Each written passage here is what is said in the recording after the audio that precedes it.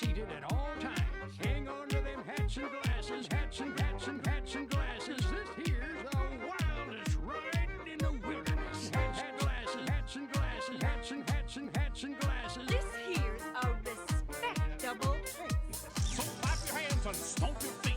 Try to keep right with them. One sure thing the Bear Band's got is real old country rhythm.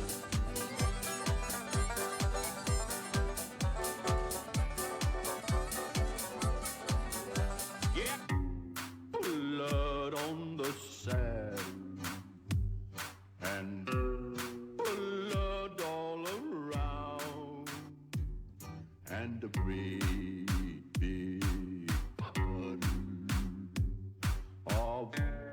blood on the ground.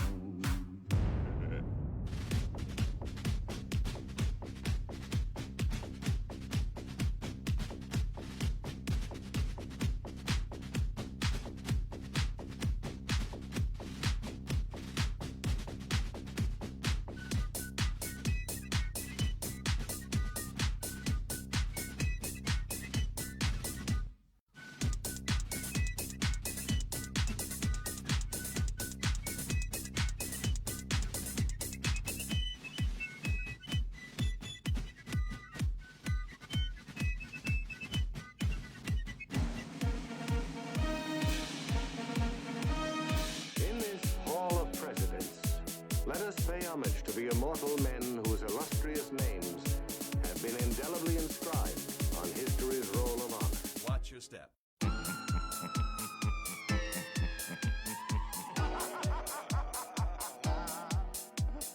Welcome, foolish mortals, to the haunted mansion. Haunted mansion. When the crypto's creak and the tombstones quake.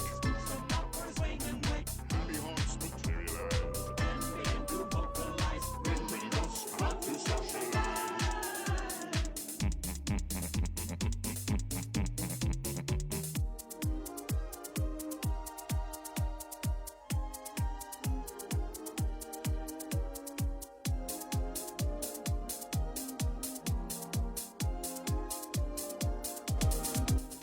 Good evening, my friend. Welcome to WDW Radio Live. I am, of course, Lou Mongello. It is Wednesday night, as always, my favorite night of the week. Why?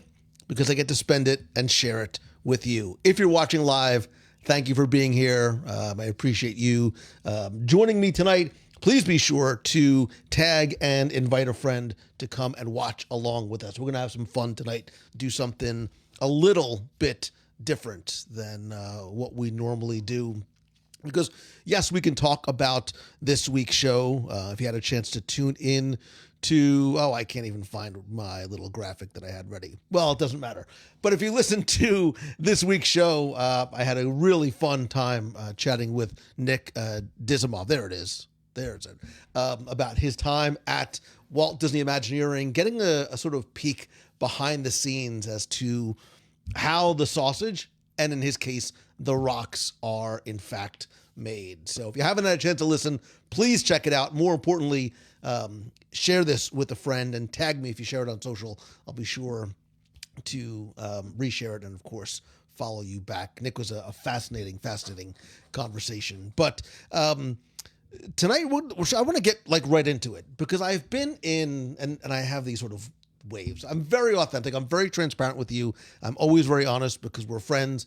I go through these cycles of almost extreme nostalgia. I don't get to watch a lot of TV. I rarely watch YouTube and stuff like that. But if and when I do, sometimes I'll sort of go down the rabbit hole as I'm inhaling my lunch for a few minutes and look at some things from my past. And it got me thinking tonight that it would be fun to talk about some of the things that I remember, you remember. I just gathered a bunch of photos. I dumped them into a folder, and I'm going to share those with you.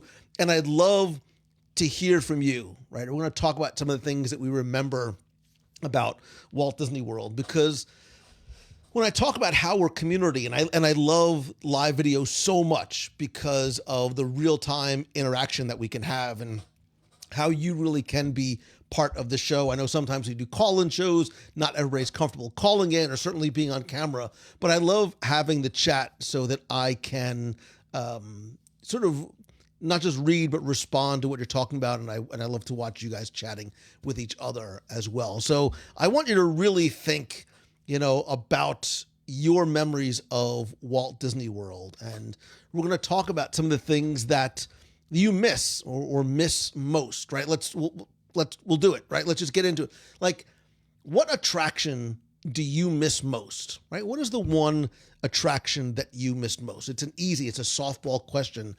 And why, right? Why is it that you miss it? A lot of times we see some of the same answers. I guess it's a very generational question too. I'm not sure a lot of people are saying Mickey Starland, but I'm sure for somebody, that's the thing that they miss the most.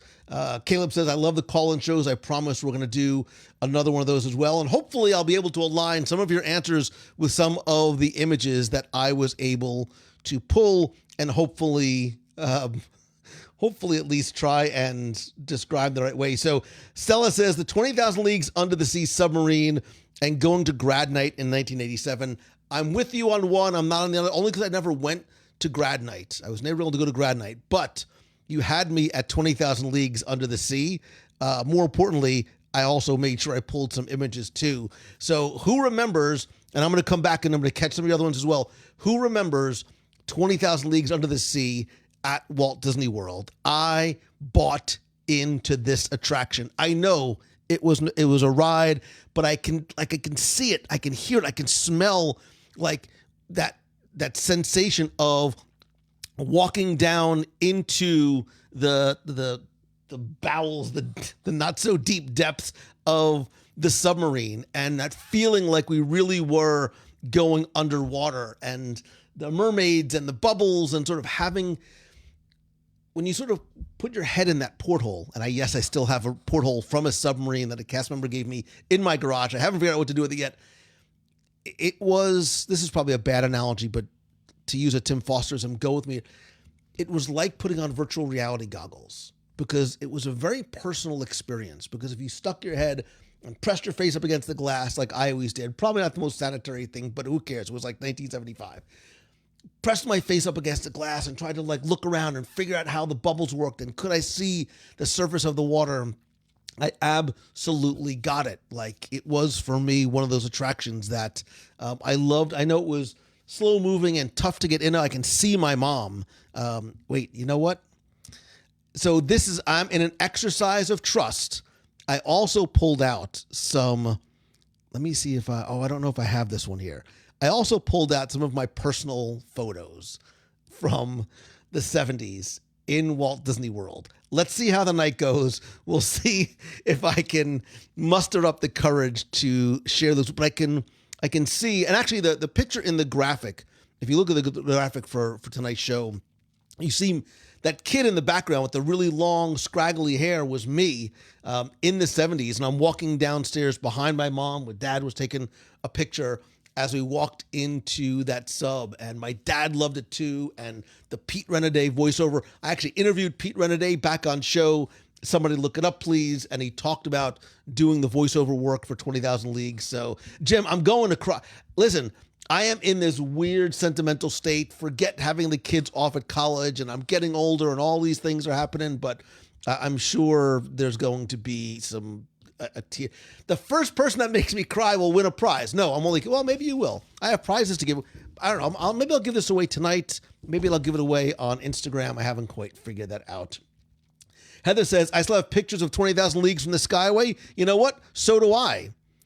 Who else remembers the Skyway? I love this picture because this is such a unique view of Walt Disney World that you really, a lot of times when you're on the Skyway, people are always taking pictures of the Fantasyland side as opposed to the loading area for 20,000 Leagues. So if you're getting a sense of what you're looking at here, you're looking at where Seven Dwarfs Mine Train currently is now, and the castle and Little Mermaid is in this area that occupy this man-made lake. I think I have another.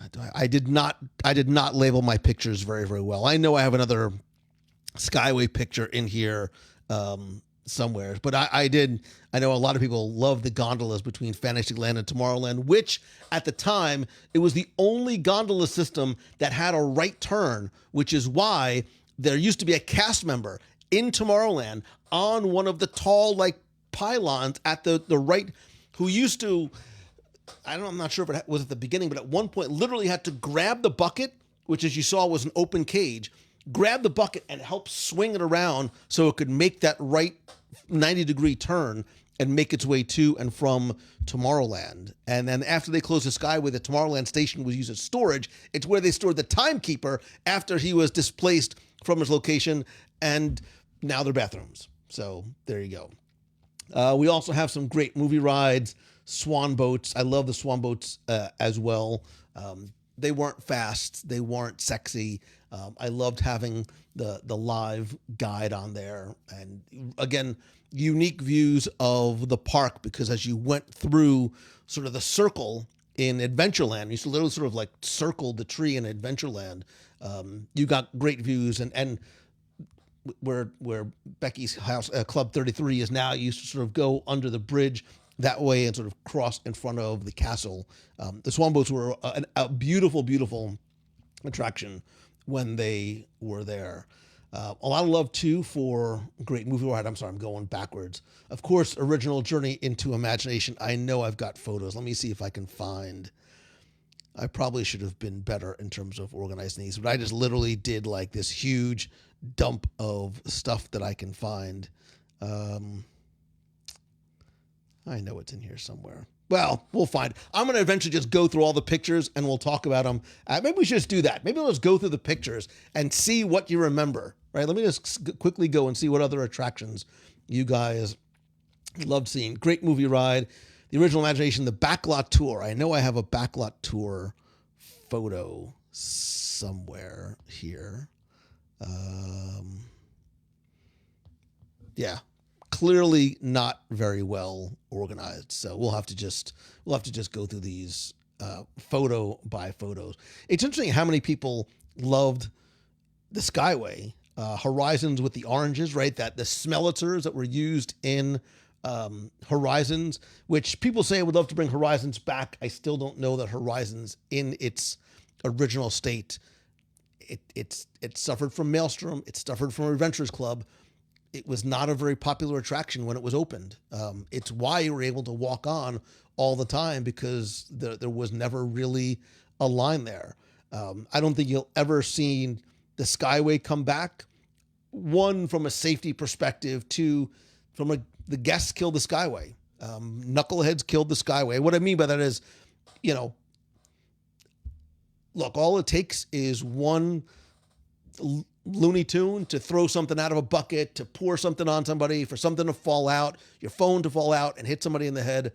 I get it. We'll probably never see the Skyway, at least in that sort of iterative state, the way we did for a long time. Ever again. If You Had Wings, Jody Rice, we loved If You Had Wings. I dug it. My dad dug it. I loved the ride vehicle system. I love the speed tunnel. I love the music. I love the original Orson Welles narration at the very beginning. My parents, I'm sure, loved the fact that it was a free attraction when you used to have to use the A through E ticket books. Who remembers? Who still has? Where is it?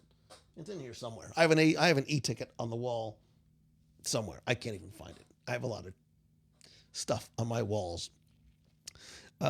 Discovery Island, Mark Reynolds, great pull. Again, something that was very short-lived. Let me see. Do you remember when Discovery Island was? Did I not put all of these in here? I wonder if I didn't. Maybe that's why I'm having a tough time finding these.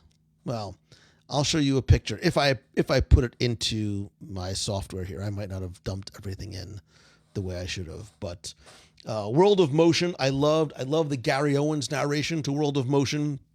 I love that it was both an indoor and an outdoor. Remember, at one point, as you start to sort of cycle up, you went outside the building before you came back in. Mike misses the attraction was the Fixins Bar at Pecos Bills.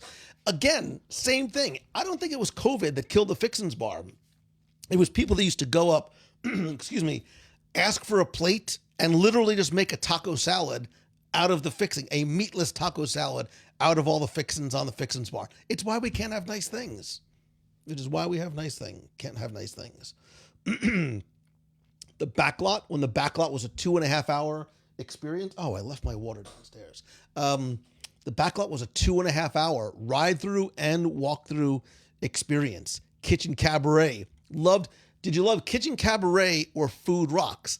The correct answer is, of course, Kitchen Cabaret. Food Rocks was a little edgy for me. I did not love Food Rocks as much. Yeah, I think I didn't put all of my photos in. No, wait a minute, I did, because here's Kitchen Cabaret. Here's Kitchen veggie, fruit root. Wow, I almost started singing, and I'm not going to. Why is my assistant not helping? He is. His name is Lou Mangello. That is the only assistant that I had and have. The animation experience at Hollywood Studios. Riding in front of the monorail as a kid was mind-blowing. Sam, I agree. My mom and dad, when we went down as I got older, allowed me to take a friend, and then, my brother, I have a younger brother, which you may or may not see photos of today. And oftentimes we would stay at the Contemporary, and I remember going and just riding in the front of the, end of the day, and parents are, we would just ride the monorail in the front for hours.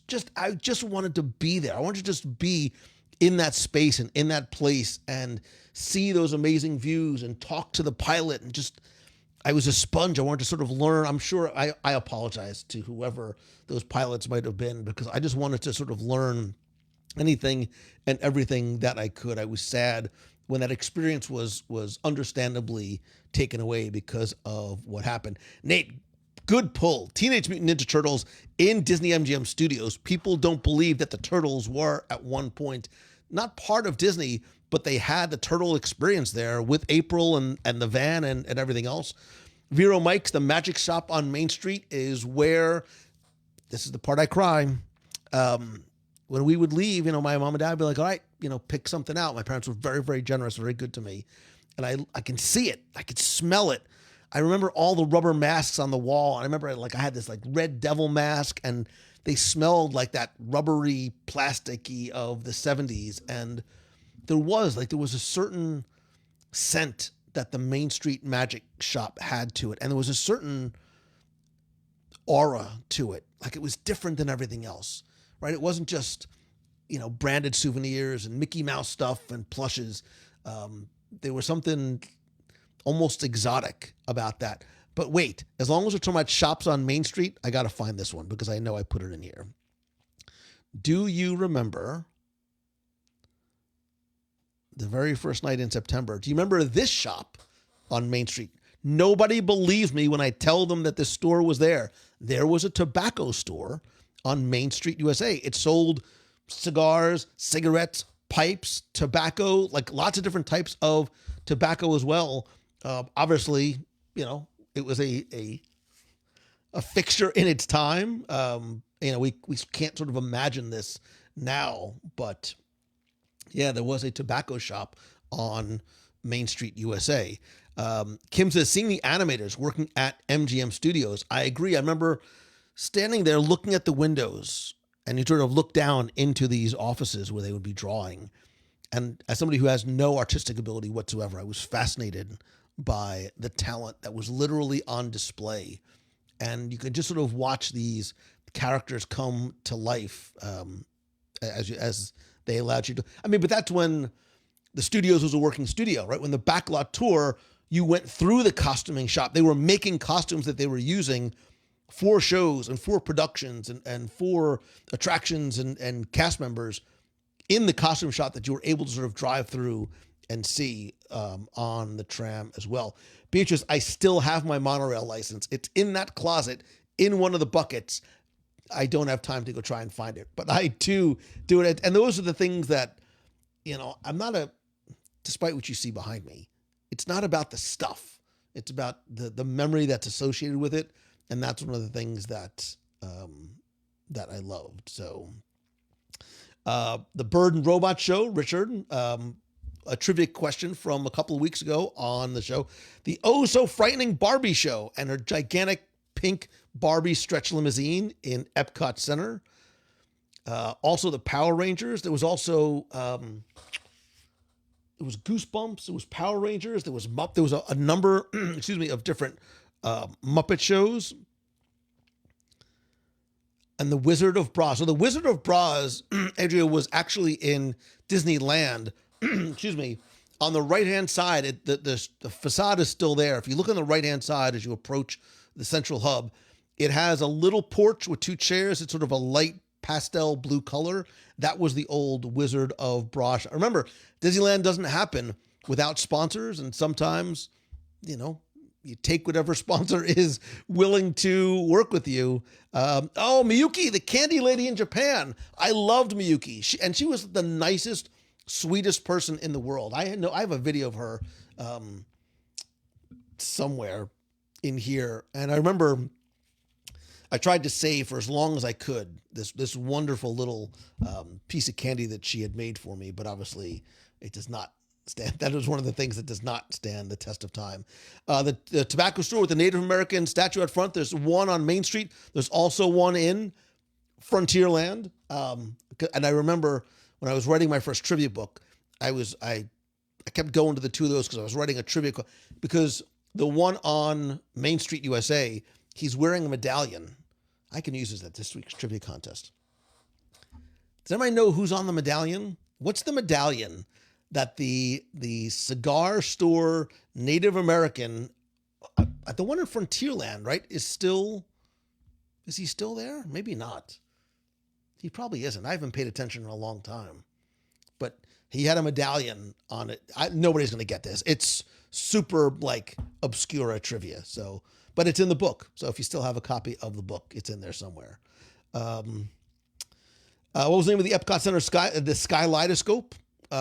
Again, they took advantage of in a wonderful way. It didn't always work because of the kites and the water and the things, but there was the dragon boats and there was this kites in the skies, but it was a Skylidoscope. Let me say the Barbie video that went with it. That's right. So, I mean, it was a huge, because Mattel was one of the corporate sponsors. It was this huge sort of cross-platform promotion, not just from promoting Mattel toys. And you were able to you could actually buy a World Showcase Barbie, and there was a pink car that you could buy for exclusively, I think exclusively means only, at Walt Disney World. The OG Star Tours, Rip Paul Rubens as Ryan O'Donohoe from the Forcecast.net. Dave Filipkowski is excited about the fact that there was a bra shop on there. It's gone. It was way before your time, and it was only in Disneyland. Vero Mikes, the Davy Crockett raccoon hats were sold at not just Big Al's, but a number of locations throughout Frontierland, but they were the hot item. They were like the Dooney and Burke purse and Funko Pop and popcorn bucket meshed into one in Disneyland in the 50s, because Davy Crockett and the River Pirates and Western culture and this coon, it was huge. Like, they could not make these coonskin hats fast enough. And really it was a phenomenon in Disneyland at the time. Jeff C says, sorry, I was building my Mangello AI bot for, Jeff, I love having it momentum, yet it frightens me in ways that I'm not used to being frightened before, because I'm giving you the platform, I'm giving you the stage, I'm giving you the screen, and invariably there's an embarrassing Lou Mangello pick. I'm going to give you I can't show any pictures tonight because I don't want Jeff to screenshot them and then use them for momentum. I need to move on. Plus, momentum is in 9 days. It doesn't matter. I focus. So the parade in Epcot went on. So there was Tapestry of Nations and Tapestry of Dreams with some of the best parade music ever. And by the way, I just realized I haven't done the music of Animal Kingdom yet. I did the other three. If you think that you're a Disney's Animal Kingdom music expert, message me, DM me, email me. I need to do the music of Disney's Animal Kingdom. You have your 2000 Barbie from Epcot Millennium. I would love if you could take a picture and post a photo of her in the clubhouse. I'd love to see that. The Old World Antique Shop in Liberty Square sold actual antiques. My parents had an antique store, it's where I got my entrepreneurial, they had many businesses. We'll talk one day. They had an antique business, and the antique store, which is now, there were 3 shops that made up the Christmas shop, Yield Christmas shop in Liberty Square. There was the antique shop, there was a silversmith shop, and there was a parfumerie. That should have been the trivia contest question this week. It still might be. Anyway, but they had I think there was 2 cast members whose role was to go out and populate and rotate the antiques in this shop. So you might go in there one time and find a chest of drawers and a dining room table and, large and small pieces, and then go in there a month later and the inventory would be completely different. My parents love that place. I wish I had better photos. I've only seen like 1 or 2 from the inside, but that's a place that I would love to see come back. Tom, that's a great, great, great pull. The Wooden Muskets, Brian Dennis. So they sold 2 versions, and then eventually more versions, but they sold the long wooden musket with the black metal barrel that would fire caps. And they also sold a pistol version. It was a short. I have mine in my garage somewhere. Or did I give maybe I gave it to my brother when I cleaned out my mom's house. I could see it. I could hear the sound.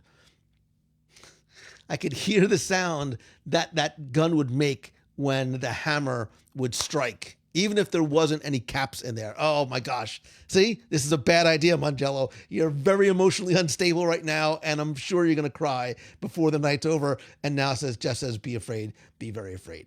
My name's Robin, but you could call me Chuck. Walter Cronkite, Robin Williams, really, really good stuff. We are not talking food yet, Dave Flipkowski.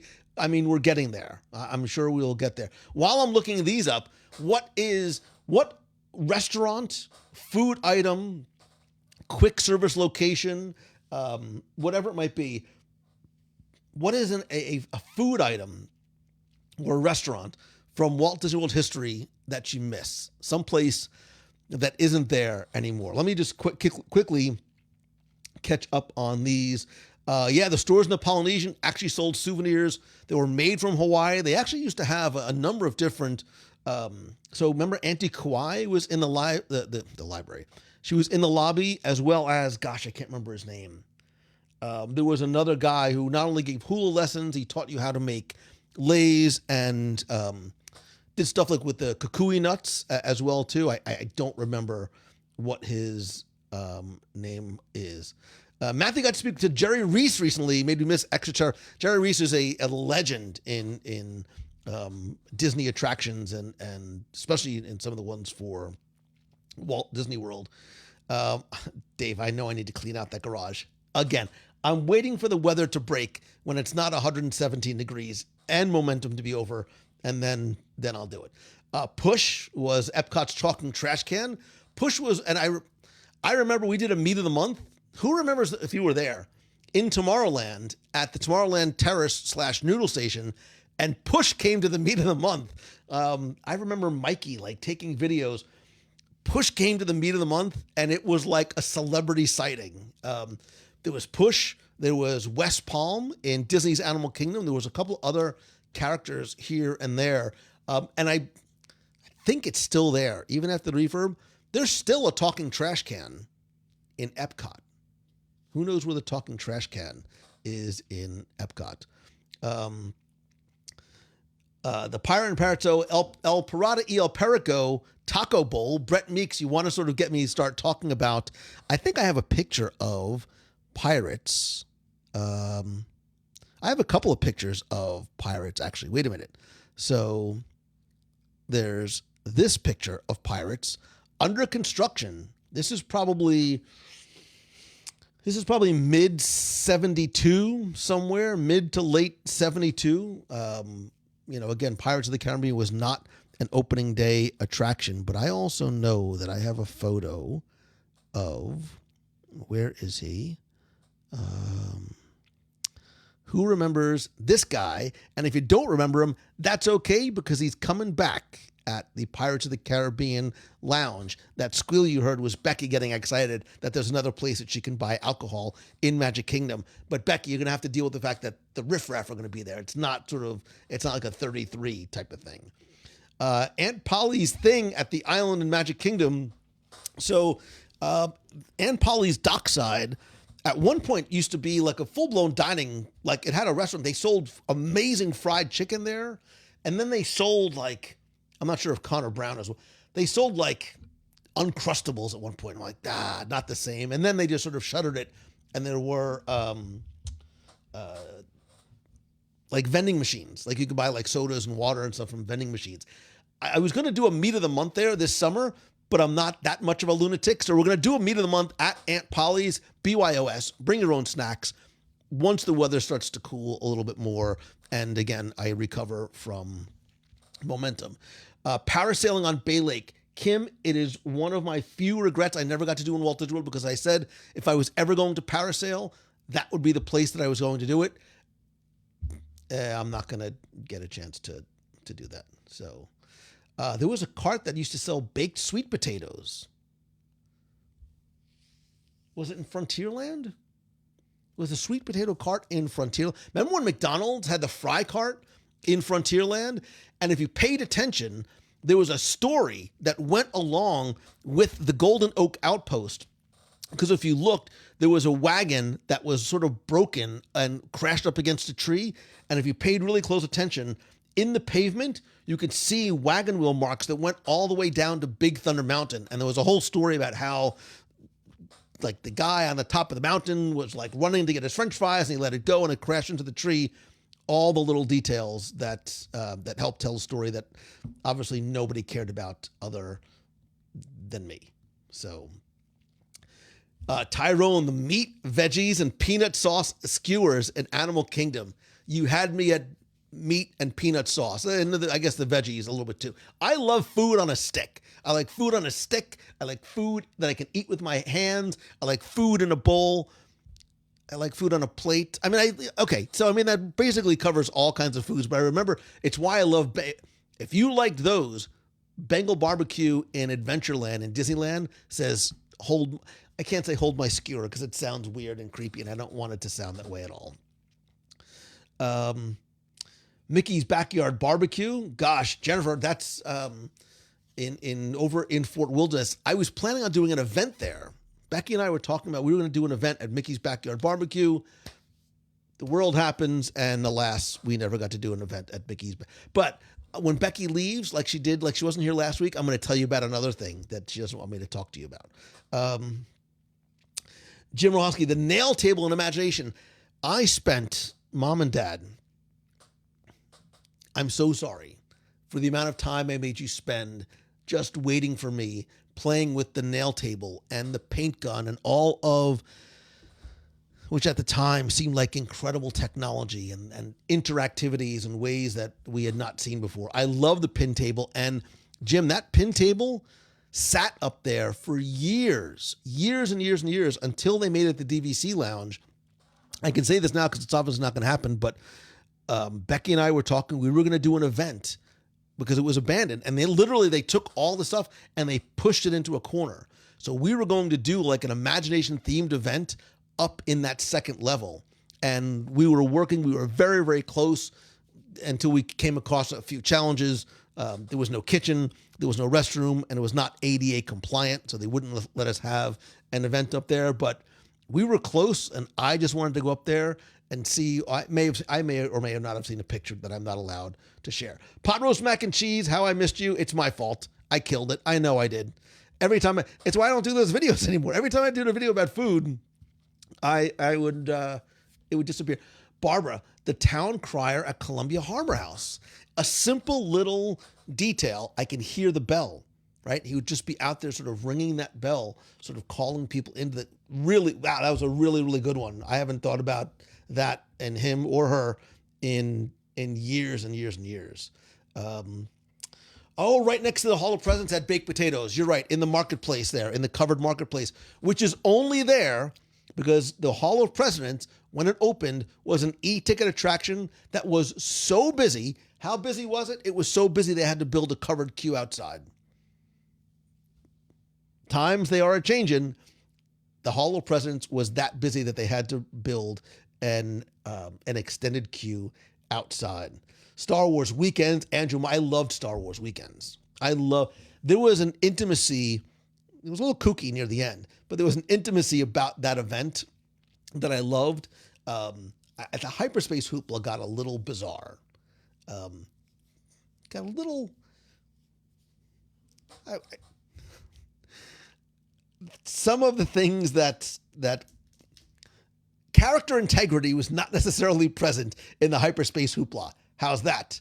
I eat sushi with 2 sticks. I do. If need be, I eat with my hands. If I really, really, really need to, and if I'm really, really that hungry. Mickey and Minnie's houses in Toontown. Mickey and Minnie's houses, I'll see you Toontown, and I'll raise you Birthday Land.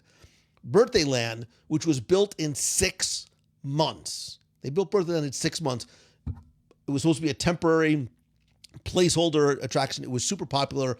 Birthday Land became Starland. Starland became Toontown. Toontown became Circus World Land, Storybook Circus. But I remember going in when I was doing my audio tours, and I spent hours in Minnie's house recording the stupid answer machine because I needed to make sure I got every single message that Minnie had on her answering machine so I could use it for the audio tour and trivia books. Listen, it's a labor of love, but it was a labor.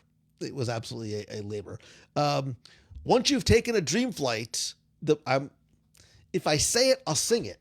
And I'm sure nobody wants to see it. The Fife and Drum Corps and the American Pavilion, which used to be the Fife and Drum Corps in Liberty Square, which used to be the Sons and Daughters of Liberty show that used to take place in Liberty Square. And not only would the Fife and Drum Corps come out, but cast members dressed in their colonial regalia would pull little boys and girls out from the audience and make them honorary members of the Fife and Drum Corps. And they got a coin and they got a scroll. Guess whose name was never called on Romper Room? Guess who was never part of the Fife and... I didn't have a traumatic childhood, but there were moments that... but yeah, the Fife and Drum Corps every single day was part... I think it's a sad thing that was lost along the way. I think it was something that Walt would have loved because of his love of America, and I will just leave it at that. So, Super Soap Weekends. Has Susan Lucci did she ever get her Emmy? I remember Super Soap Weekends and Susan Lucci being there, and she was on soaps. I know I'm really old, and I never watched soaps, but I know who Susan Lucci is. Wasn't she on soaps for 38 years and never won an Emmy? Did she eventually get her Emmy? But yeah, Super Soap Weekends. ESPN the weekends. You could fish in Hollywood Studios. They had a huge tank where you could fish. I remember the Tampa Bay Bucks cheerleaders. I'm not saying that on my phone. Wait a minute. I have to do this because it's true. Because Becky's contact. This is how long it's been since I've changed it. And I'm going to try not to show Becky's phone number. But wait, let me just do this the right way here. But Becky's contact. Wow, Becky, I've literally never changed it. Becky's contact on my phone are the Tampa Bay Buccaneer cheerleaders from ESPN the weekend, those many years ago. So, Brett, you don't want me to sing. I'm telling you, you don't. It's not. Minnie Moo. They were at Grandma Duck's petting zoo in Birthday Land, which eventually became Starland, which eventually became Toontown. There was a live cow. I'm not making this up. This is not Knott's Berry Farm. It's Disney World. There was a live cow that had what could be considered a hidden Mickey on her side in blue fur. Minnie Moo, wherever you are, or the hamburger that you became, thank you for all that you did for the children of Walt. The Earful Tower, Jackie, great pull. The Earful Tower was the non-water filled water tower at Disney's Hollywood Studios. It was there purely as a prop because they built water towers in Hollywood because all of the show buildings, all of the stages were built out of wood. So if there was a fire, they were afraid that the fire department couldn't get there fast enough. So they built all these water towers to extinguish the fires. They built one here because this was meant to be sort of inspired by studios out in Hollywood, but there was never any water in it. But years later, they decorated the Eiffel Tower with 2 different decorations. If you can tell me what the 2 decorations were that they used on the Eiffel Tower, I will give you something. I will give you a prize. What were the 2 different ways they decorated the Eiffel Tower? They're very specific. They're very, and you need to be specific. Don't use the Googles, but see if she won her Emmy on her 19th. God bless you. Good for you. The Osborne family spectacle of dancing lights. Jennings Osborne, may you rest in peace. I loved the Osborne lights. It was a simple, wonderful, joyous part of Walt Disney World.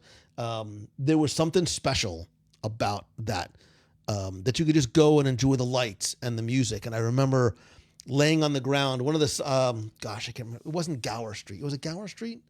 One of the side streets, I think, was Gower. No, it wasn't Gower. Gower's on Sunset. Whatever the name of the little side street was, had the canopy of lights. And I would lay down sometimes and I would videotape it or take photos of it because it would literally dance. And I'm super, super sad that is no longer there. I believed, and I still do, because I keep saying it for years, maybe it eventually will happen. I was convinced that when they took those away, right, because the contract expired, that they were going to create their own dancing lights show on Main Street USA, which would have been a perfect tie-in to the ABC, what was it, the Christmas Light Survivor show, whatever it was called on ABC. I'm like, you have a tie-in to you have synergy, as they like to call it, with the ABC show. You've got Main Street USA. You could make it Snope, and nobody ever listens to me. I don't know why. Paul Clark, the citizens of Hollywood are going to come back. That's all I'm going to say. The citizens of Hollywood. The lawnmower tree is still there. The lawnmower is not. It was literally it succumbed to the tree. And you can sort of see where it was, but I don't really think that there's any sort of remnants of the tree itself. Vero Mikes, it was. Wait, I have pictures for you. Calm down. Skewers. I didn't say there was hamburger murders, Jeff. You put things together. I didn't say that Minnie Moo was murdered. I just said that Minnie Moo wasn't there one day. They had new burgers the next. You do the math. You figure it out for yourself. So Jackie, you got part of it right. There was a giant Santa hat. Was one of the ways they decorated the Eiffel Tower. There was one other. Nate misses the sorcerer hat. Nate, a lot of people did not like this was pre-internet, and the pre-internet went crazy when they brought the sorcerer's hat out. What people don't understand is that there were not just design and aesthetic reasons why they brought out that hat, but there were legal reasons as well, because they were no longer allowed. We'll get into this, and it's a longer conversation, but they were no longer allowed to use it was Mann's Chinese Theater as the symbol of Disney MGM Studios. So they had to cover it. They had to make a new icon. And if you notice, all the iconography around the park changed to become the sorcerer's hat because they couldn't use a theater, but there was still like 3 trash cans that I found that still had the old, I'm a nerd, I don't get out much. I know these are the things that I do. Santa hat, you're 100% right about the Santa hat, but there was one other. So the Mickey ears were part of the Santa hat. Wait, it wasn't Dalmatians. I remember the Golden Girls house when the backlot tour was actually a tour. Lucille, nice to see you. The Great Christmas Light Fights, whatever. Clearly I never watched the show, but I knew that it existed. I hope the Osborne lights would have moved to Disney Springs. Yeah, they just lost the, Jennings Osborne family just did not. It was a pure contract thing. Let me see if the Epcot Daredevil Circus Spectacular, Tatiana, that is a great pull. We talked about this, I think, on a show a long, long time ago. It was a lost Epcot show. It was literally a circus, like not a metaphorical circus, an actual circus in Epcot. there were elephants, there were motorcycles, there were tightrope walkers above Spaceship Earth, like walking on these tiny little, probably not so tiny little ropes in between like a tower, in between Spaceship Earth and like a tower. There was the Christos. Remember Christos, Kristos, that weird sort of like 80s, 90s. It was like Moominshans. If anybody remembers. Wow, I am pulling out all the stops. I'm telling you, I'm in this very, very weird sense of nostalgia. So glasses is right, but it was somebody's glasses. Sean got it. It was Horace Grant. I'm not kidding. When the Orlando Magic first came to be, and I think it's 25 years, right? It's around 25 years, obviously inspired by the magic of Disney. They decorated the Eiffel Tower like Horace Grant. You're like, who's Horace Grant? I don't know either, but Horace Grant wore these plastic like safety glass goggle things on his eyes, and they put the goggles on the Eiffel Tower and dressed it up like the Orlando Magic colors. I don't know if I have a picture of it, but if somebody can find a picture of it, yeah, they decorated it like Horace Grant. Becky, elephants in Magic Kingdom. It was, the 90s were a wild time. The Disney decade, if you go back and listen, Becky, to the Disney Decade episode, which is show number something, there was wild stuff that took place in Walt Disney World. Rinvi, you could see the costuming department. You could also see the wood shop. You could see the costuming department and the wood shop. So you could see sometimes, and sometimes they'd use blackout curtains depending on what they were building, but you'd see them building like facades or stuff for the holidays or parades in the as you pass through that sort of long covered area on the backlot tour. Let me see. Goofy water skiing outside River Country. Goofy water skiing, Michelle Carter, right in front of Magic Kingdom. There were stands. There were grandstands on the shores of Bay Lake in front of Magic Kingdom. I kid you not. Goofy would ski. Pluto would ski. Mickey would ski. They'd have a pyramid of cast members skiing. It was wild, wild stuff. So, William is in Disneyland. How you doing, brother? Go get yourself a skewer. Have one for me. I miss when all the stores had unique merchandise. Now it's the same everywhere. I sort of agree with you, Kim. Let's do this, right? Rather than me just asking you about some of the things that you miss, I was able to pull just some photos. Let's just sort of go randomly through these. These are in no particular order. I just took a bunch and I dumped them in here. And let's see if you remember some of these attractions, locations, characters that you may not believe were ever in Walt Disney World, as well as special events. And Disney World's gone through some changes over the years. Let's take a trip down memory lane. That's the dream sequence. Does anybody remember this? Does anybody remember the Mike Fink keelboats, the Gully Wumper, and the Bertha May? These were on the rivers of America. If you look carefully in the background, you can sort of get somewhat of a sense of where these were. These were like 2-deck boats that sort of plied the waterways, that were also always sort of like having to avoid the rafts over to Tom Sawyer Island, the Liberty Square riverboat. There was a lot of action going on the rivers of America at some point. I remember and you actually boarded the Gully Wumper and Bertha May right at when you're approaching the Haunted Mansion on the left-hand side. There used to be like fast pass machines there. That was the queue for the Mike Fink keelboat. And now you're saying, who's Mike Fink?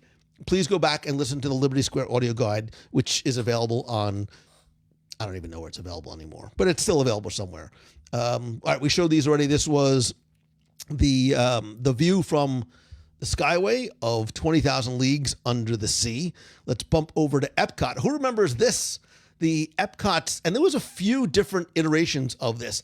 They took the omnibuses, the double-decker omnibuses from Main Street. They brought them over to Epcot. They had character cavalcades. This was a Mardi Gras celebration. They had a number of different themed celebrations in Epcot. And all of this was Michael Eisner. Michael Eisner, when he was hired and brought into Epcot, not the first thing he said, but for purposes of the story, the first thing he says is, where's the characters? And they're like, oh, no, Michael, like there's no characters here. This is Epcot. It's different. He's like, no, this is Disney. It's not different. You get Mickey Mouse, you put him in a spacesuit and get him out there. And don't worry, I have a picture of Mickey Mouse in the spacesuit. And yes, that's Roger Rabbit. Roger Rabbit, Roger Rabbit, and if you go back, and we did a couple of shows about this, if somebody wants to find the link to it, maybe I'll did I do that as an archive show already? Well, anyway, Roger Rabbit was planned to be the next Mickey Mouse. That is not like hyperbole. And there's a picture of Michael Eisner in front of Disney's Hollywood. He's on Hollywood Boulevard in Hollywood Studios, and he is like arm in arm. He's got Mickey in one arm and Roger in the other. And that was a very, very intentional publicity shot that he wanted to let people know these are the guys. It's no longer just Mickey. We have a new character for a new generation. Everything with DreamWorks and all that kind of stuff happened, and Spielberg and Amblin, and it fell apart. But that was the plan for Roger Rabbit. Anyway, I digress. Let's move back over to Magic Kingdom. And there's so many things I want to say about this picture, right? Let's sort of start at the bottom. First of all, this is Dumbo in its original location. First of all, look at all the seating. Look at all the planters. This is when Dumbo was behind the carousel. The carousel would be off to the right. Becky, thank you. Show number 732, Roger Rabbit and Walt Disney World. Oh, that's okay. So I did do it in the archives. I was like, wow, 732. It wasn't too long ago. Dumbo, much like the Tea Party when it first opened, was not covered. So imagine spinning around on Dumbo in the blazing heat in the 70s and 80s. Yikes. You also see the pylons for the Skyway. You also see 20,000 Leagues Under the Sea. What do you see behind all that? A whole lot of nothing. Take a look. You can get a sense of where you are time-wise. You can see top left, you can see a yellow and a blue car from the Tomorrowland Speedway, which eventually became the Tomorrowland Indy Speedway, which also became the Tomorrowland Speedway again when the Indy 500 racetrack lost its sponsorship. But you also see a whole lot of nothing back there. So this is probably 72, 73, somewhere around, this is probably like 74. I'm guessing somewhere around 74. You know what took place a number of years later? The 25th. I know. We all shudder. I have my own reservations about this cake. I'm not going to get into details about my original engagement that took place in front of it to the woman who is not my wife right now. It did not go well, and I blame the cake castle. However, the cake castle was a thing. It was not a good thing. It was not a good thing, and that's how they chose to. Let's move on to happier occasion. Let's go back 10 years to Walt Disney World's 15th birthday celebration. This was a cake float, not made out of real cake, to celebrate Walt Disney World's birthday. But more importantly, Kim, they did, this was not America on Parade, but America on Parade, they did have these characters with gigantic freak heads, which are also very, very scary. Go back and listen to the show, The Extinct Parades of Walt Disney World, if somebody could find that one. But here, for the 15th anniversary, they had parades, they had celebrations, but they did something else, because every single guest that walked in had an opportunity to win a prize. You were given a paper ticket. It was like generated from the turnstile, and you were given a paper ticket, and you could win everything from a pin to a car. They had a car parked outside of Magic Kingdom. It was like a Chevy box of something, and I know they had a Chevy like Blazer, and they had a Chevy something that you could win, and you were literally able to win just by walking into Magic Kingdom. Who remembers these? Gosh, I'm gonna get this right someday. Who remembers these? I still have mine. Not fully stamped. When you could buy a world passport. So after when Epcot opened, they had to sort of get rid of the A through E ticket books, and you bought a daily passport. You got 3, 5. I have there's 20 different iterations of these passports. Or single day, 3 day, 5 day, 7 days. Then at one point they took this really weird, not even 8-bit digital photo of you in black and white, which just looked like a thumbprint at that point. But yeah, so some people say a prize every 15 seconds. I still have mine. Yeah, so I love the fact that you see. This is why we're friends, because you keep all that stuff. I thought it was just me, but it's not. Although I also sold a lot of it up on eBay too. All right, let's bounce over to, I don't know, what's next? What is next year? Oh, we were talking about Discovery Island. Who remembers when it was Treasure Island before Discovery Island? It was themed sort of just to be sort of this pirate island. So you can see Billy Bones' Dilemma, the Blockhouse, Spyglass Hill, Ben Gunn's Cave, the wreck of the Hispaniola. It was this very sort of, at the time, well-themed land that, yes, had the aviary and it had all the different animals, but it really was sort of meant to, you could sort of, on the beach, you could dig for pirate treasure. There was really cool stuff that you can do, and it became a destination. It was one of those sort of third of a day, half day destinations in Walt Disney World. There was an additional ticketed, you needed an additional ticket other than Magic Kingdom, and you could take a boat there from, I think you'd only do it from the TTC. I don't know if you were able to take a boat from the Contemporary at that point. Let's go from here. Again, I'm bouncing all over the list. Let's go to Epcot. Who remembers when the land looked like this? Let's listen to the land we all love. Nature's plan will shine above. Let's listen to the land. Listen to the land. This is the lower area. This was so the idea. I wish I had a complimentary photo. So above you, hanging the way they still are, there are 4 balloons, and the 4 balloons were meant to sort of represent not just the 4 seasons, but the 4 corners of the earth. And the idea was that all of sort of the rain that came down from those came into this single fountain, which sort of unified us as a world and people and blah, blah, blah, blah, blah. It was the 80s. I don't know why they figured that we needed umbrellas in there, other than the fact that it gets, excuse me, incredibly hot. But Food Rocks is where Soarin' currently is, off in the background. Food Rocks, which replaced Kitchen Cabaret, and you can almost sort of see in the back. Let's listen to the land we all love. I love that song. I still love it. Let's stay in Epcot, and who remembers this?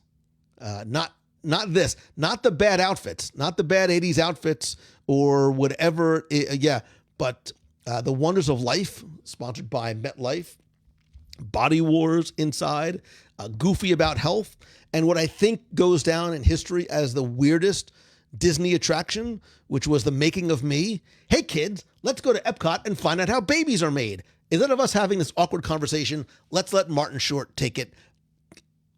Hey, there you go. It's that's fine. Kyle says, I remember rocking out with the utensils. Look at you pulling the band name out of Food Rocks. Maureen says, I miss Food Rocks and Kitchen Cabaret. I didn't like Body Wars or The Making of Me, probably for different reasons. Body Wars made some people sick. It was directed by Leonard Nimoy. Yes, Spock from Star Trek. It starred Elizabeth Shue and, oh God, Masterson from Animal House. God, I can't remember what his first name is. Tim Matheson from Animal House. And you sort of, it was basically, oh God, I can't remember the name of the original 1953 film where they shrink you down and go into the body. You had to get a splinter out of the left finger. Again, didn't date very much, but it's fine. Let's see. Let's go from here to, this is Tomorrowland, or at least it was. So this is probably 1974, right? So this has to be 1974 for a couple reasons. One, check out those futuristic towers with the water flowing down. More importantly, check out the center. Let's see if I can zoom this in a little bit for you. I'm not sure if I can. Let's see. Yeah, I got it zoomed in as much as I can. So in the center, you see the Wedway People Mover. You see Star Jets, so you know it's 1974. But what do you see behind it? Nothing. There's no Space Mountain. And originally, when Tomorrowland opened and there was nothing there, you looked straight down this alley, which is basically what it was, to the greenery that we saw before. Because there was no Rocket Tower Plaza. There was no Wedway People Mover. That didn't come until 74, 75. So you had Flight to the Moon on one side. You had Circle Vision and some of the different iterations of Circle Vision on the right-hand side. I still loved it. I still loved Tomorrowland way back then. From Tomorrowland to Frontierland, the mile-long bar, which, as you can see, is where Pecos Bills is now. The mile-long bar, when you came out of the Country Bear Jamboree, there was a long bar there, and they served snacks by Frito-Lay. They served Pepsi and Coke. They had two sponsors, competing sponsors at the same time. Cuckoo for Cocoa Puffs. But they had mirrors on both ends of the bar. So if you look down, the mirrors would reflect on each other and made it look like it was a mile long. There you go. Jim Morohowski, what's the significance of 1878?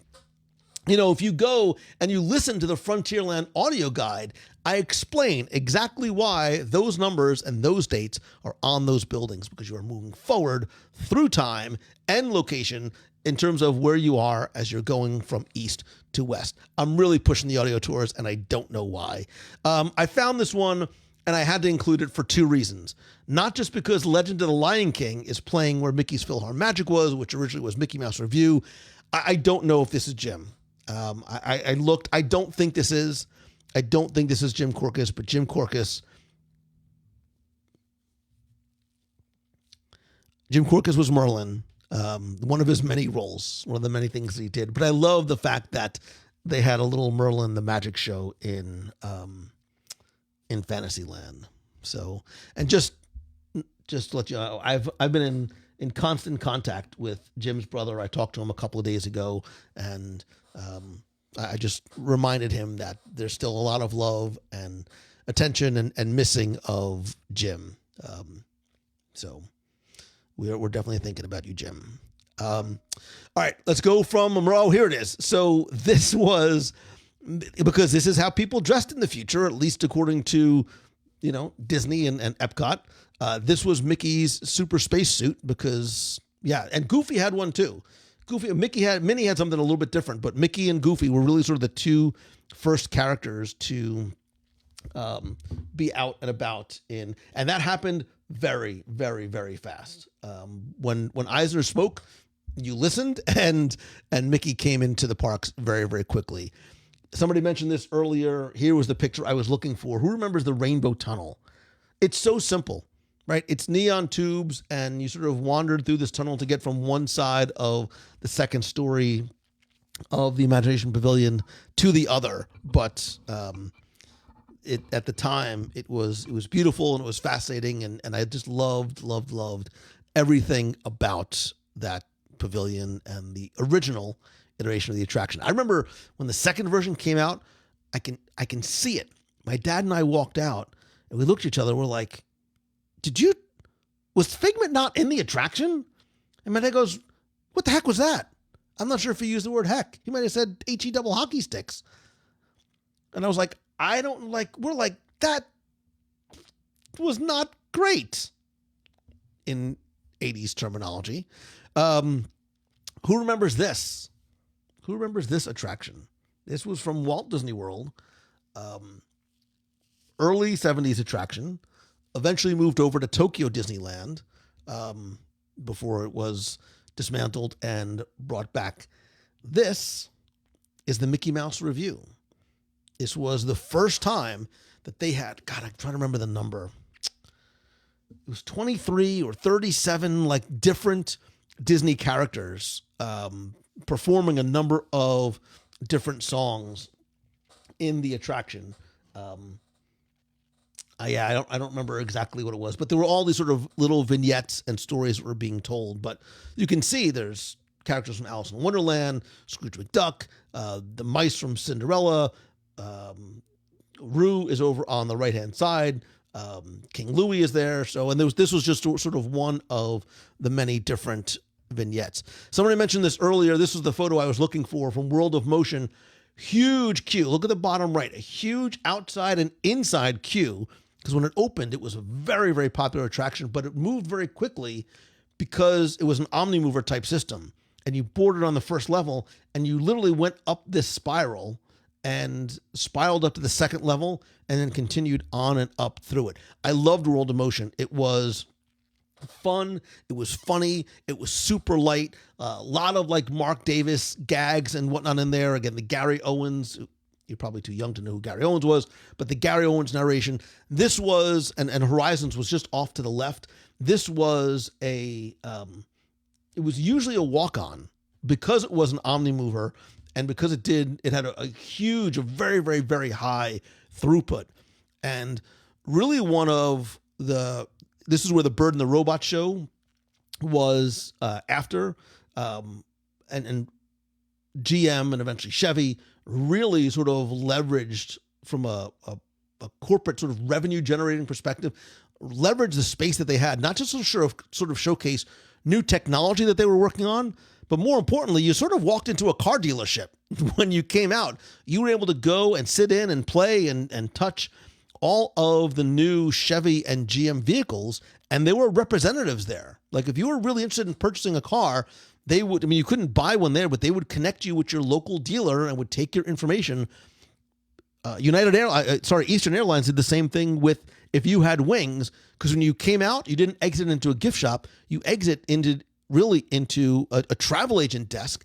So if you were looking to book, again, this is the 70s, if you were looking to book travel to some of these exotic places that they showed you in If You Had Wings, you could do it. You could literally do it right there because, you know, your kid might want a plush, your husband or wife might want a trip, and you could literally book your trip. And they used to, and I still have mine somewhere.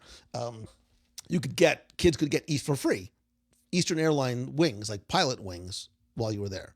All right, let's see. Let's go to, let's see how you react. Because either you loved it, you probably didn't love it. Who remembers this? Who remembers the wand? Insert like ominous music here. So the wand, when it first was built, did not have Epcot on it. What did the wand say?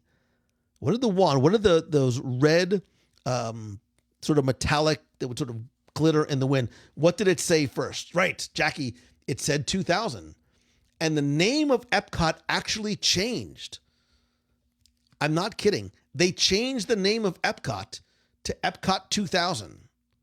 I don't know who in the meeting room was like, wait. Let's do this. Let's change the name of Epcot to Epcot 2000, and we'll change it every single year. Huh? Good.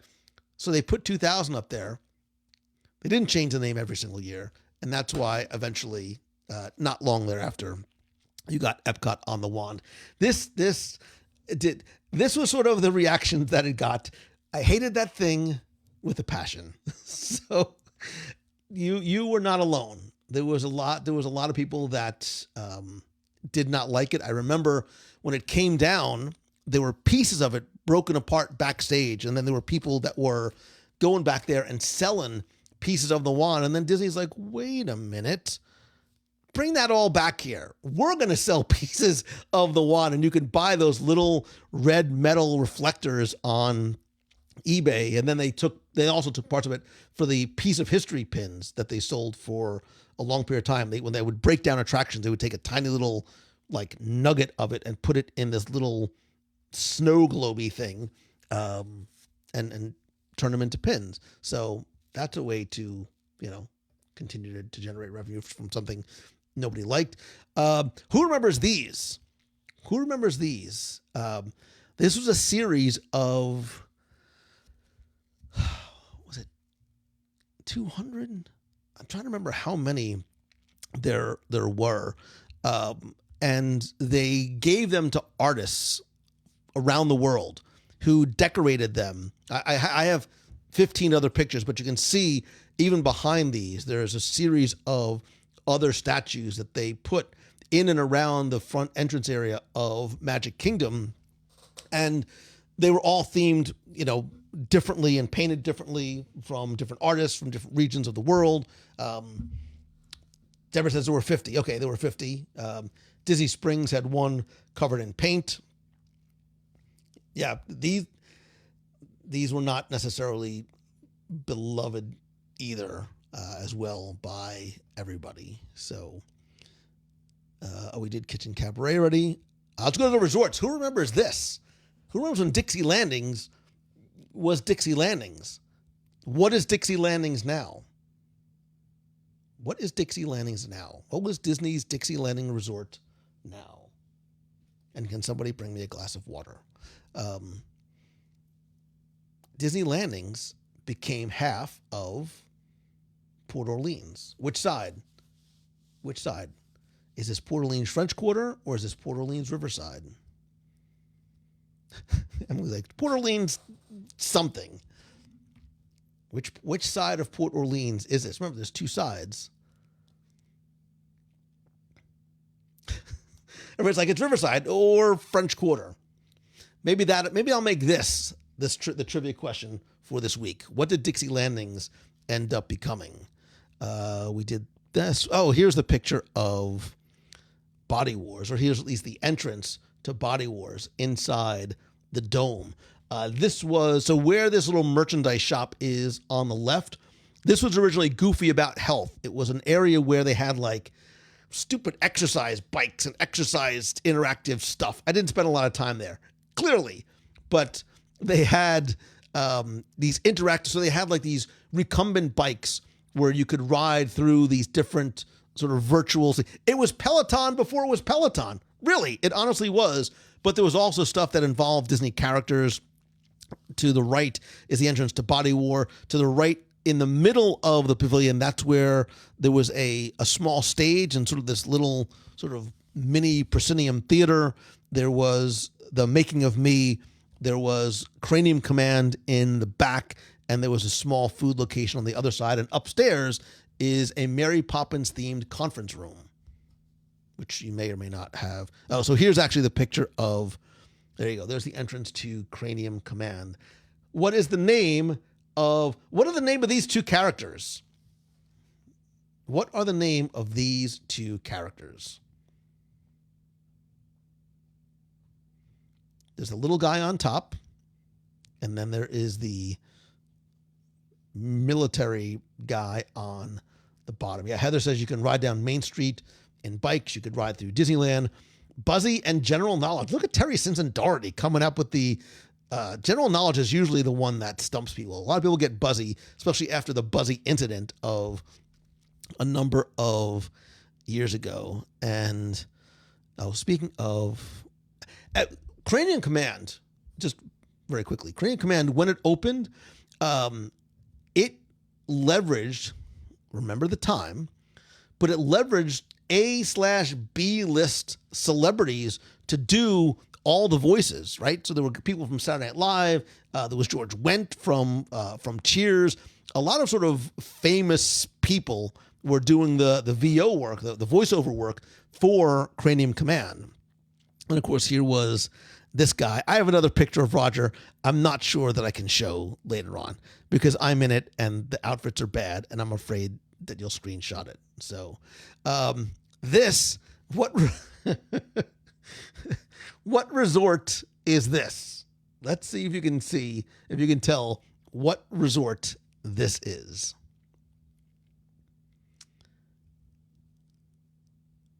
Corey Burton, voiced General Knowledge, very good. Corey Burton did a lot of, years and years ago, probably 10 years, Corey and I were back and forth trying to schedule an interview. We just could never sort of make it happen. I have to see if I can track him down.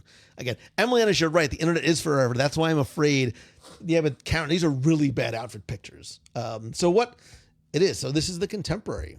This has got to be circa like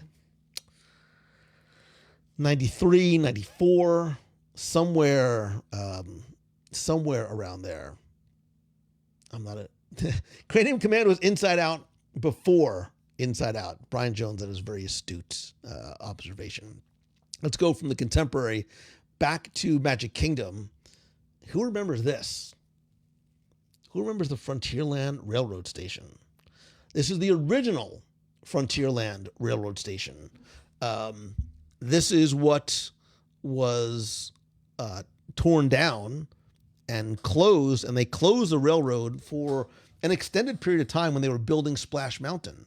So this was the pre-Splash Mountain railroad station. You can actually see the water tower off to the right in the back behind the overhang, but you had to sort of walk upstairs to sort of get up to that level, and then obviously this entire area was completely displaced.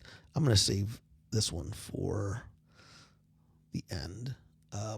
Who remembers Pleasure Island? Who remembers Pleasure Island when this was it?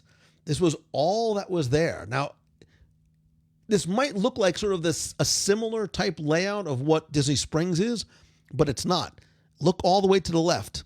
That's the theater, right? That's the AMC 18. It's 24 now. And then you have Pleasure Island in the center, and then you have the Disney Village Marketplace over to the right. And if you look at some of the shops and restaurants that were there, Neon Armadillo, XZFR, which I never understood what that meant, XZFR, Rock and Roller Dome, Mannequins, Videopolis East, because it was Videopolis West in California, Adventurers Club, may you rest in peace. I still love and miss the event that we had there, Becky Mankin. If you're still watching, the Baton Rouge Lounge, Comedy Warehouse, where you could find people like Carol Stein, who still is tickling the ivories at Walt Disney World, Avigators, the Island Depot, the Mouse House, Changing Attitudes. Some of these I have no recollection of. Yesteryears.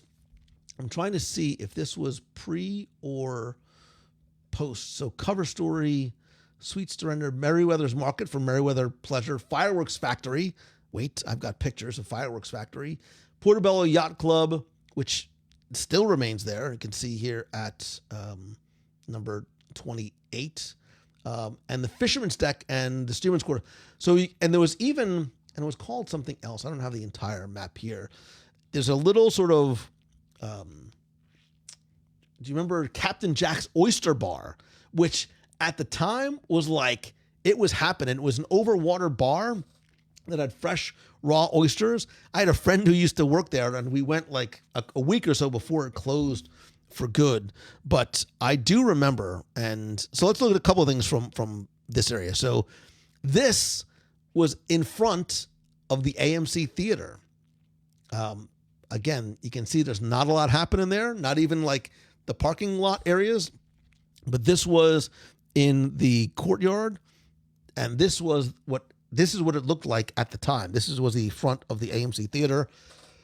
You could see to the right all of the things that, so the characters in flight, it's Aerophile. The characters in flight Aerophile balloon would be sort of in the right foreground now. Some of the little kiosks, etc. There's a little water tower, sort of a replica of, not a replica, but sort of meant to sort of be the same thing, a water tower, much like the studios have. Becky is hungry. She's going to dinner. Of course she is. Oh, good. Once Becky's gone, then I could talk to you about all the stuff. I have announcements and things to share. It's going to be wonderful. So that was, and then who remembers, and God, I remember my dad loved this place. This was the Fireworks Factory. Fireworks Factory eventually became Motion, which eventually became different building, slightly different location, the Boathouse. But the Fireworks Factory was this like kickin' awesome barbecue joint that had, and it's hard to see, but it had like different rooms. And if you look sort of that stepped, those stepped walls, the idea was that it was at one point, according to story, a fireworks factory that exploded, and eventually they turned it into a restaurant. And that's why you see like exposed beams and exposed pipes, and off to the right you can see like the girders and sort of the neon Armadillo was right next door too. Neon Armadillo was the country western bar. Brian Dennis, it was also the Wild Horse Saloon. Look at you, give me a hug. But yeah, it was, and I still have, I remember when I took it, I remember walking out and they had matches, and I still have a matchbook from the Fireworks Factory. Again, my dad loved. I think I showed this one before.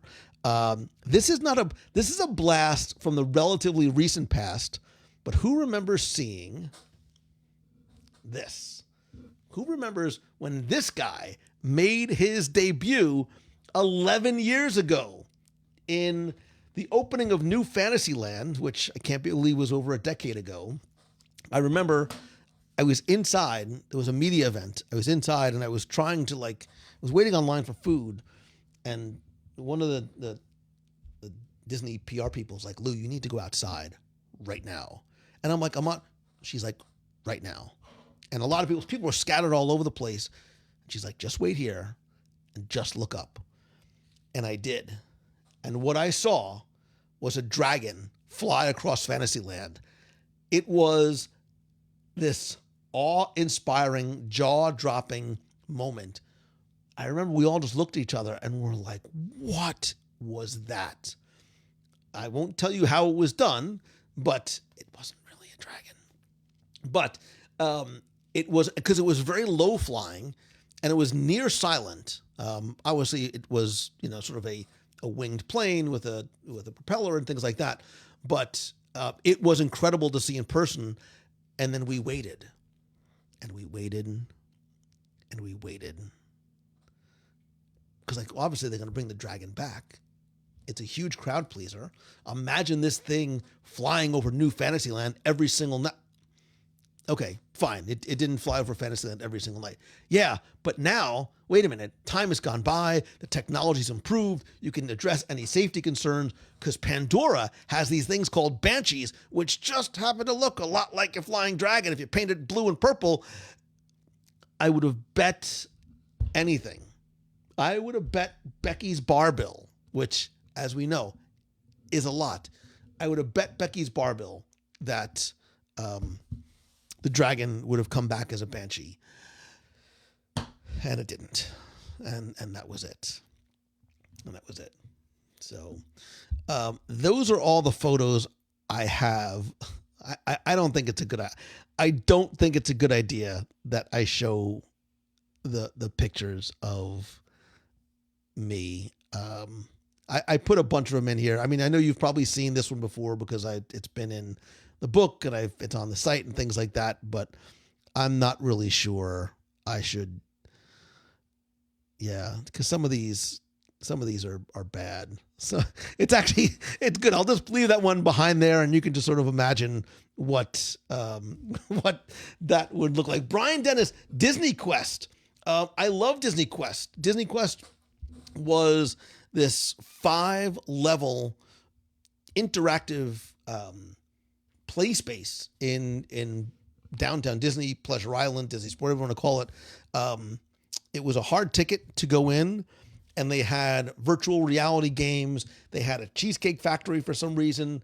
They had you could design your own roller coaster, like design your own Space Mountain roller coaster, and then ride it. They had a jungle cruise adventure thing. They had a Pirates of the Caribbean game. They had an arcade. They had a lot of different stuff there. And the idea was that they were going to build Disney Quests around the country. They were going to build, I think they built one in Chicago, but it, Buzz Lightyear bumper car and the Buzz Lightyear pinball. It wasn't the bumper cars and the pinball, some sort of pinball thing as well too. Either childhood pictures or greasy. I know. I really was planning on showing these pictures. I don't think it's a good idea. I'm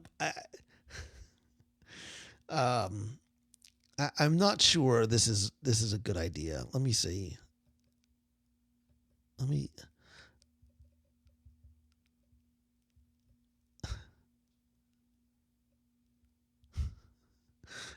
This is not let's just look at the character. Let's just enjoy the character. Stephen Williams. I can show my brother. I think my brother's in this one. That's not my brother, by the way. That's my brother. Oh, there's my little baby brother. My little brother's 6 years younger than I am. Look at that outfit. Looking good, man. If you think that looks good. So this has got to be 76, because check out that sweet hat that I'm wearing. Mighty Ducks pinball. Was it Mighty Ducks when it first? The virtual river, right? That's what it was. The virtual river raft. Jeff, is Jeff still here? Because if Jeff's still here, I'm in trouble. I have to just do it so Jeff can't. All right, fine. Who cares? There. So this is me and my brother. Who knows? Wait, who's the character? Let's see if we can identify who the character is.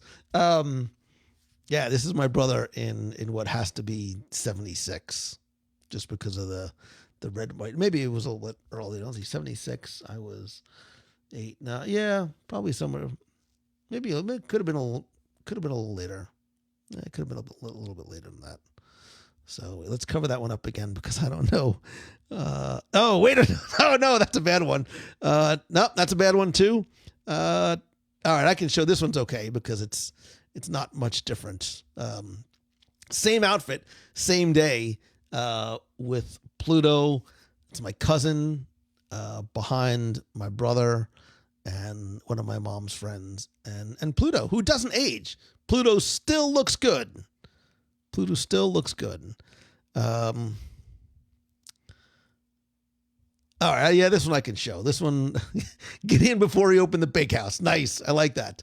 Yeah, this was me and Mickey. This was in November of 71 because I'm wearing that same sweet outfit and what looks to be bowling shoes with that awesome hair. Yeah, so this was just a couple of months after the park had opened.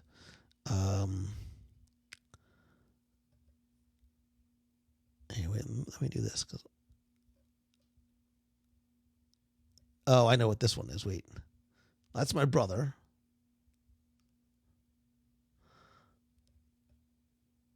Oh, well, it doesn't look like I can move this other picture out of the way. So that's Roger Rabbit. I want to show you where Roger Rabbit... No, I don't... I can't. So Roger Rabbit was... I need to hide myself. So Roger Rabbit was meeting guests at American Adventure. By the way, look at the dude with the big 10-gallon sort of sombrero-looking hat in the background. You think that's a good... Well, I shouldn't talk because I know what I look like behind this, so it's not a good look. Let's see. I'm being very, very, very cautious. Okay, so wait. Oh, this is so bad. Bad hair. No, I can't do it. I just can't do it. Wait, let's see what this other one is. I have one more. All right, I can show this other one because this is... All right, fine. So this is me and my mom and two of my cousins and my little brother on top of my cousin's shoulders. And I'd love to sort of zoom into that picture in the background and see exactly what it says. I know exactly where this picture is too. This is in front of guest relations in Epcot. Jeff's gone, right? Jeff is not here anymore. Sorry, no food or pets allowed inside. Shoes and shirts must be worn. The kennel, picnic area, and restrooms are located to your right and to your left. And Vicky, the Merry Merry Christmas Parade is at 2 p.m. and at 9 p.m. So maybe it's not. Maybe this is the TTC. I thought that was guest relations window right there, but maybe this is the TTC instead.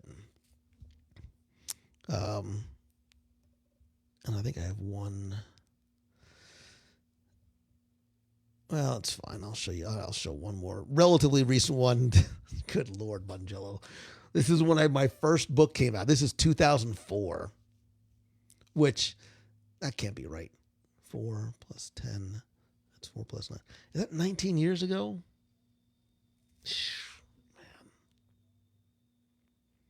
Man. Yep.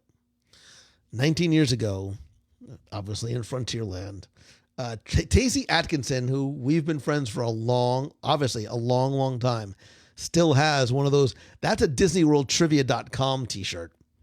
That's how OG that was. And that was, that was my first Walt Disney World trivia book. So I came a long way from there to there and whatever it is, whatever it is that I look like now. So, but that's that's the progression, kids. That's how it happens. From November of 71 to September of 2023, never would have thought it. Never could have imagined. And none of it happens without you.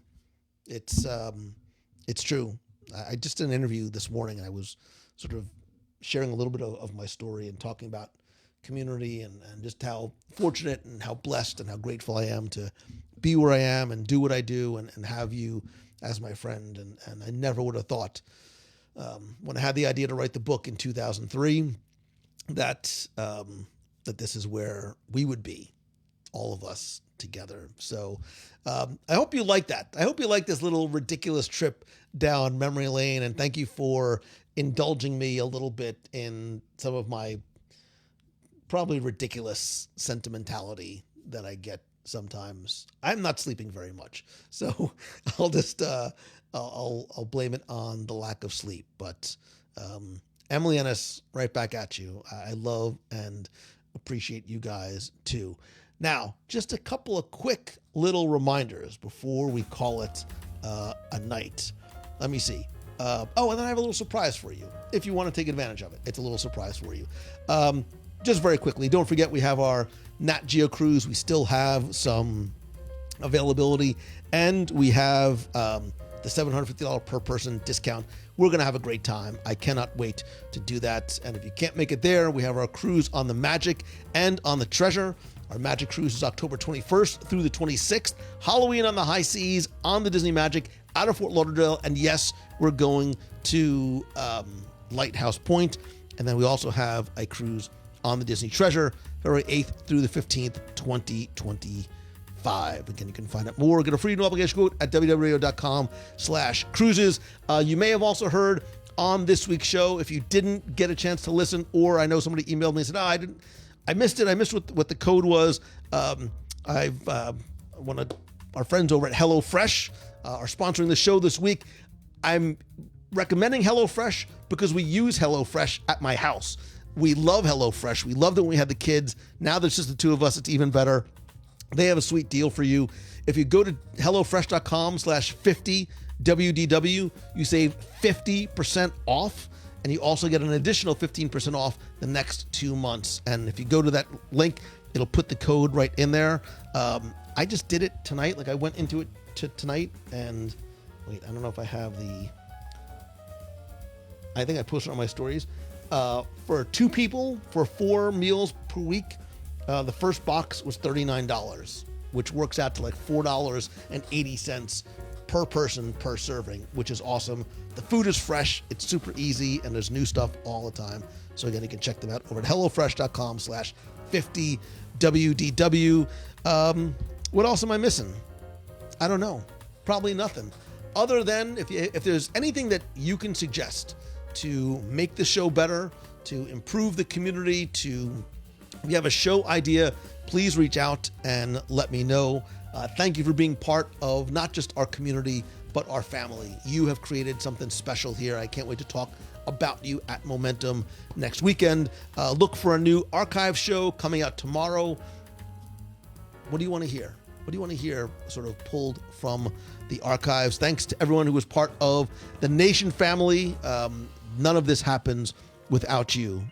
You literally help bring the show to life, and you are all sort of not just representatives, but ambassadors of this idea of choosing the good. Of course, thanks to Becky, who left to go eat, but I want to thank her and the team over at mousefantravel.com as well. Finally, most importantly, thank you. I love you, and I love you, and I appreciate you. I hope to see you at the next Beat of the Month, the next live show, next weekend if you're coming to Momentum. And of course, if there's anything that I can do for you, please reach out and let me know. So I really do hope that this is your best week ever. So until next time, see ya.